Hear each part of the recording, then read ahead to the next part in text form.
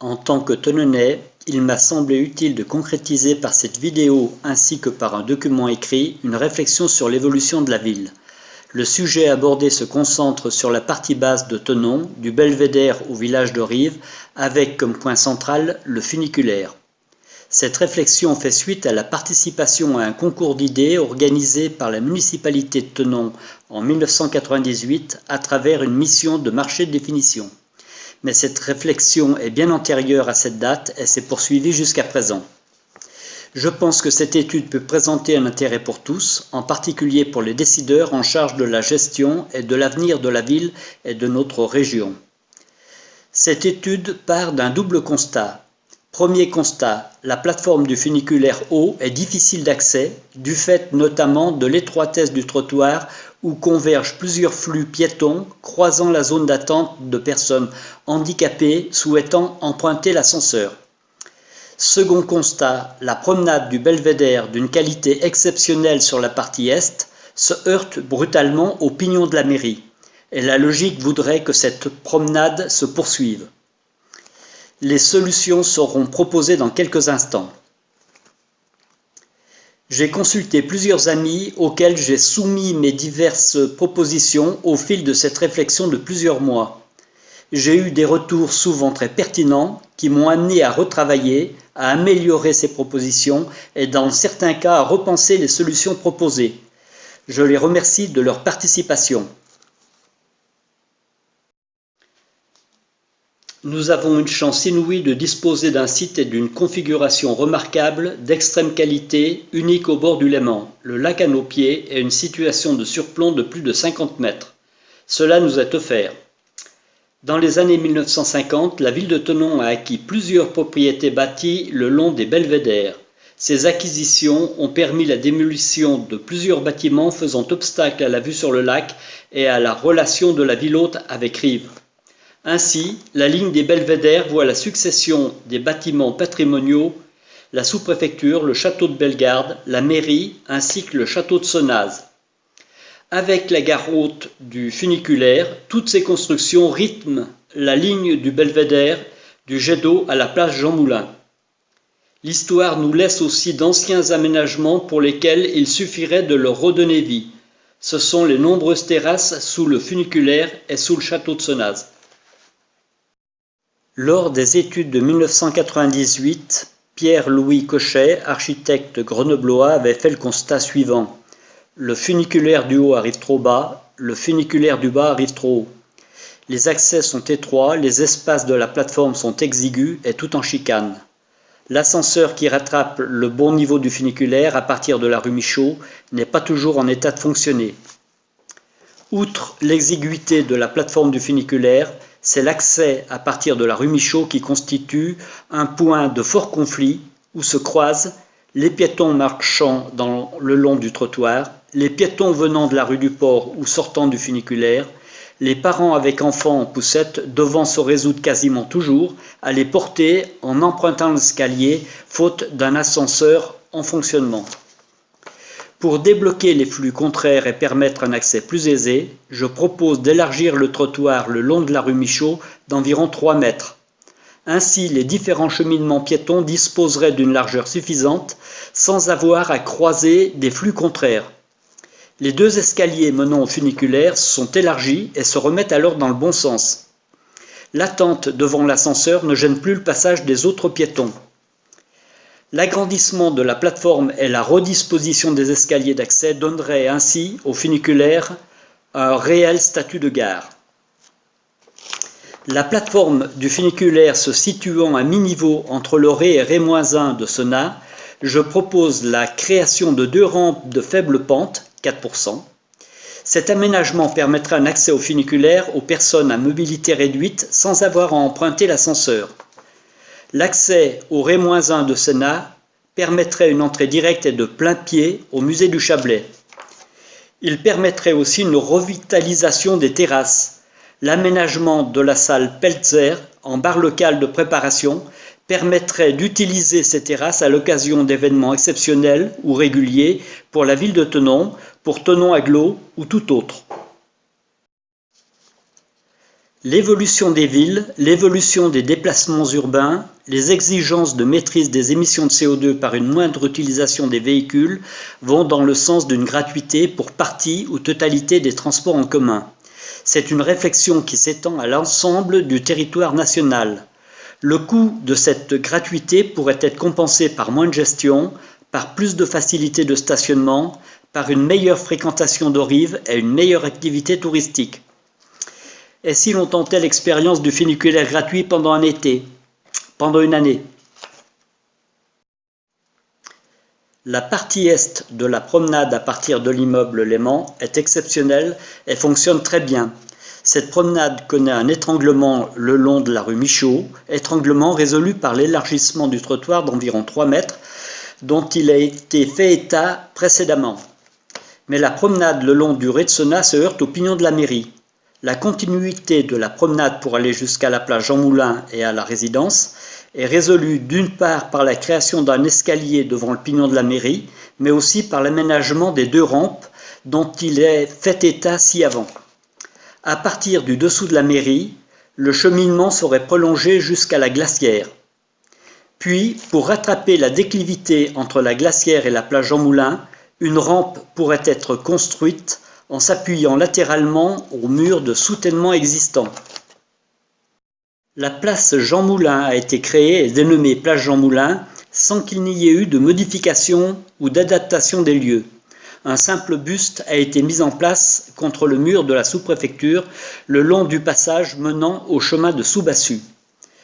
Je propose de créer une vraie place Jean Moulin, repérable, visible, à la mesure de l'homme politique national. En conséquence, il serait opportun de faire disparaître la haie qui obstrue la vue sur le lac et sur la future plage Jean Moulin, de négocier avec les propriétaires du dessous la taille des arbres qui gênent une des plus belles vues sur le lac, et de supprimer les 4 premières places de stationnement pour redonner l'espace libéré au square Parvis au droit du buste de Jean Moulin. Ainsi, la ville et le Chablais se mettent en situation de proposer des promenades remarquables et continues de la plage municipale côté est à la plage de Corzan côté ouest, en suivant les quais pour emprunter ensuite le funiculaire pour poursuivre jusqu'à Corzan en empruntant la corniche. En menant cette étude, je ne pouvais éviter le constat presque évident d'une végétation laissée libre tout au long des belvédères dont l'effet est de limiter ou d'obstruer de façon significative les vues sur le lac et la côte suisse. De nombreux arbres bouchent ou limitent une vue dégagée sur le lac. Il n'en était pas ainsi il y a 10 ou 20 ans. Année par année s'opère une obstruction lente et progressive de la vue sur le lac. Je propose que soit prévue une intervention régulière des services espaces verts pour assurer l'entretien et une taille adaptée des arbres gênants. Le parc sous Sena fait coupure verte entre le haut et le bas de la ville. Il constitue un espace paysager primordial à conserver. De nombreux arbres sont prestigieux et d'une grande qualité, d'autres sont au contraire chétifs et disgracieux. L'ensemble est désorganisé du fait qu'il ait été laissé au hasard d'une croissance libre. Cet espace a autrefois été occupé, en témoignent les multiples terrasses et plateformes aménagées qui subsistent. Si de nombreux aménagements ont été faits côté est du funiculaire avec de nombreux escaliers ou cheminements stabilisés, il n'en est pas du tout de même du côté ouest. La végétation a souvent repris le dessus. Je propose bien sûr de conserver les arbres majestueux et d'éliminer ceux qui sont en mauvaise santé. D'autres enfin pourraient être replantés. Je propose d'assurer une meilleure planéité des circulations comme cela a été fait en partie de l'autre côté du funiculaire. Je propose de prévoir un réel éclairage actuellement insuffisant pour sécuriser le nouveau parc ainsi créé et de mettre en place une signalétique efficace. Plusieurs terrasses existent, en vert foncé sur l'image. La terrasse sous Sena, la terrasse sous funiculaire, les terrasses au niveau de la glacière. Le projet permettrait de les restaurer et de les niveler. C'est le cas de la terrasse sous Sena, sujet abordé précédemment. Les autres terrasses pourraient être réaménagées et leur accès facilité. La terrasse sous funiculaire est assise sur les soubassements de l'ancienne maison du Traite qui avait ouvert les portes de Thonon au Bernois. Cette terrasse pourrait être valorisée par un panneau rappel historique. Il en est de même de la Glacière, lieu singulier de la ville et peu connu même des Tenonnais. Il serait possible de ménager des aires d'arrêt aux endroits les mieux situés avec une vue dégagée sur le lac. Il n'existe actuellement que 2 bancs, d'où l'idée de multiplier et d'améliorer ces points de pause. Une plateforme juste en contrebas des emmarchements sous sauna pourrait proposer une vue exceptionnelle sur le lac et la Suisse voisine. Rives se compose de 2 entités bien séparées. Le front de lac avec ses restaurants et bars jusqu'au funiculaire et bâtiments administratifs des douanes, puis le village lui-même structuré de part et d'autre de la rue des Pêcheurs. Ces 2 entités présentent des caractéristiques très différentes. Pratique publique contre pratique privée, espace ouvert contre habitat dense, large plateforme horizontale contre organisation le long d'une pente marquée. La descente actuelle de la rue des Pêcheurs bute sur le mur d'enceinte du château. Je propose de prolonger la rue des Pêcheurs directement sur la partie jardin est du château. Cette liaison est d'ores et déjà possible car il suffirait de l'aménager dans le ténement du château, propriété de la ville de Thonon. Je propose d'envisager le déplacement de l'activité du service des douanes pour laisser place à un élargissement de l'espace public. Il s'agit du bâtiment administratif attenant au château de Rives et non du bâtiment dit bâtiment des douanes au centre du port qui servait au contrôle des passagers de la CGN. Le bâtiment administratif de moindre qualité, dont la présence sur place n'est plus de nécessité, se situe en effet en plein centre, en plein cœur des emplacements faisant repère de Rives, la rue des Pêcheurs, le funiculaire bas, le château de Rives et la place du 16 août 1944. Son déplacement permettrait de libérer la place et de trouver un aménagement type gradin, kiosque ou autre. Ainsi, le château serait directement perçu depuis le funiculaire, depuis la voie traversant Rives, depuis les quais.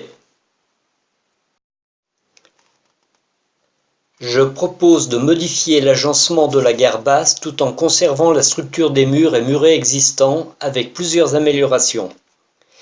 Le funiculaire bas a été aménagé il y a quelques années afin de faciliter la circulation des personnes à mobilité réduite. Un cheminement à faible pente débouche sur la rue du Port et une surface pavée présentant une pente marquée.